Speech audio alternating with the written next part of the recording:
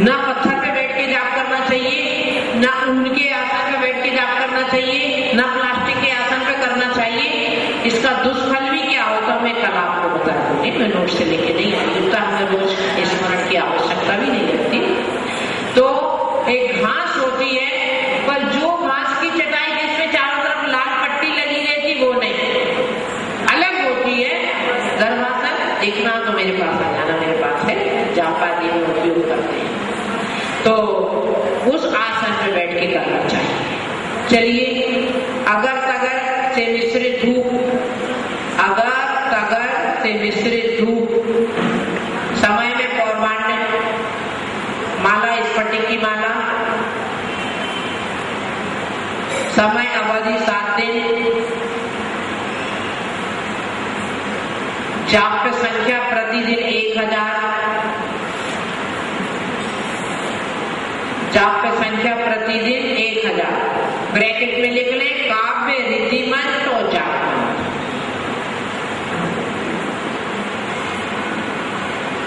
जाप करते हुए 108 सफेद फूल चढ़े, जाप पे करते हुए 108 सफेद फूल चढ़े, जैसे कि मोगरा आप सबके घर में लगा है ना। हाँ, एक आसन भूमि शयन,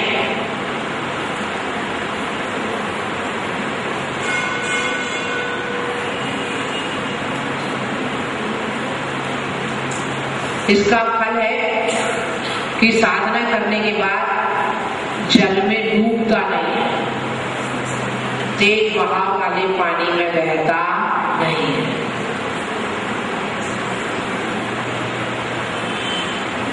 इक्कीस कंकड़ को लेकर प्रत्येक कंकड़ को 7 बार मंत्रित करके जल में डालना। 21 कंकड़ लेकर प्रत्येक मंत्र को 7 बार मंत्रित करके समुद्र में जल में डालना।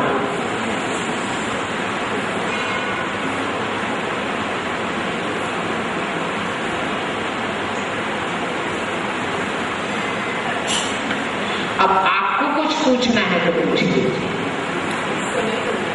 अच्छा, तो स्वाभाविक जिज्ञासा पूर्वक राजा ने प्रश्न पूछा कि आपका बालक है क्या पढ़ रहा? तो उन्होंने कहा धनंजय नाम माला पढ़ रहा। तो वहां के जो विद्वान ब्राह्मण धर्म के अनुयायी थे तो वो भी बाजू बैठे, तो संस्कृत के बड़े प्रेमी थे राजा वो, उन्होंने कहा मैंने तो ये ग्रंथ का नाम आज तक नहीं सुना। तो तब वह सेठ जी कहते हैं कि धनंजय, विद्वान धनंजय का लिखा हुआ है। तो तुरंत वो विद्वान बोलते हैं ब्राह्मण कि अरे ये संस्कृत जैनियों की कहाँ है, संस्कृत तो ब्राह्मणों के पास रहती है। और कहता है कि नहीं, इसका नाम तो नाम मंजरी है और मेरे द्वारा लिखी गई है। तो ये झूठा देखकर उस सेठ को बड़ी पीड़ा होती है मन में, और वो धनंजय सेठ को बुलवाते तुरंत और वस्तुस्थिति बताते कि ये है। तो पूछते कि आप बताइए धनंजय नाममाला में क्या है? तो वो नहीं बोल पाते, परंतु धनंजय सेठ आने के बाद पूरी नाममाला एक साथ वो ब्राह्मण क्या बोलता, अरे ये वैसे लोग ब्राह्मण जैन लोग इन्हें कहा है, ये तो अभी 4 दिन मानतुंग के पास 4 दिन जाके पढ़ना सीखा, और मानतुंग को भी क्या आता है, दक्षिण से इसे बहिष्कार करके यहाँ उत्तर में आ गया। तो धनंजय से बड़ी पीड़ा होती कि मेरी गुरु की अवहेलना हो गई। सच्चा शिष्य मर सकता है परंतु गुरु की अवहेलना, क्योंकि नीतिकार हमारे जैनाचार्यों ने कहा जहां गुरु की निंदा हो रही हो तुरंत उसका प्रतिपक्ष सामने रखना चाहिए। यदि समर्थ नहीं है तो कान में उंगली रख दो। यदि आप में इतनी भी शक्ति नहीं कि आप उठ के चले जाएं तो कान में उंगली डाल देना, तो उसे बड़ी पीड़ा होती है। और वह कहता है तुम्हें इतना संस्कृत का अहंकार तो करो मेरे वाद विवाद होता है और वह ब्राह्मण पराजित होता है। पर राजा भोज बड़े संस्कृत के प्रेमी थे, बड़ा आनंद आया।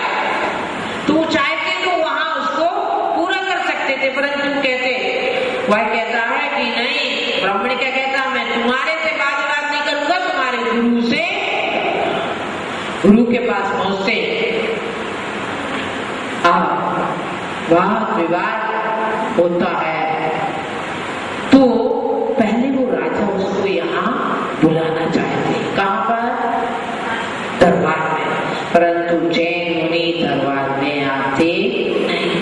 क्या मतलब, हमें राज्य से मतलब क्या है? 2-3-4 बार आग्रह करने पर नहीं आते हैं तो उन्हें बाई प्रेशर दबाव के साथ लेके आया जाता है। वह सब निवेदन करते हैं कि आप बोलिए, काली है। राजा भोज बहुत संस्कृत के प्रेमी यहाँ से प्रभावित होंगे, परंतु वह बोलते उत्सर्ग जानकर भाव धारण कर लेते। तो वह विप्र बार बार कान भरता, देखो इन्हें बोलते नहीं बन रहा, इसलिए चुप हो गए, आपकी तो बात को कोई ध्यान नहीं दे रहे, आप तो अभिनय कर रहे। और इस प्रकार राजा को उत्तेजित कराकर उसे 48 कमरे में बंद करा देते, 48 ताला और जंजीर से। 1 दिन निकल गया, 2 दिन निकल गया, 3 दिन निकल गया, चौथे दिन यह भक्तांबर रचा नहीं गया, है ना। वह भक्ति में तो बोलना कैसे, गुस्सा आने पर। आप सोचते हैं जब कभी मैं गुस्सा करूंगी तो ये गाली दूंगी, ये शब्द उपयोग करूंगी, सोचते क्या? नहीं। कभी आपको सोच के रखते हो कि यदि मेरे को दुख आया तो मैं रोऊंगी तो ये शब्द उपयोग करूंगी, सोचते क्या? परंतु पीड़ा आने पर सामान चोरी चले गए, मेरे जेवर चोरी चले गए, मैंने बड़ी मुश्किलों से खरीदे, कितना अच्छा पन्ना का सेट था, कितना अच्छा डायमंड, इतनी अच्छी डिजाइन थी, अपने आप बोलने लगते। मैंने तो ज्यादा दिन नहीं पहना, 2-3 दिन ही पहना, मैं तो बिहार भी गई थी तो भी पहन के गई थी। ये शब्द अपने आप निकलने लगे, क्योंकि उस आभरण के प्रति आपका आकर्षण लगा था, वो आपके मन में भाया था।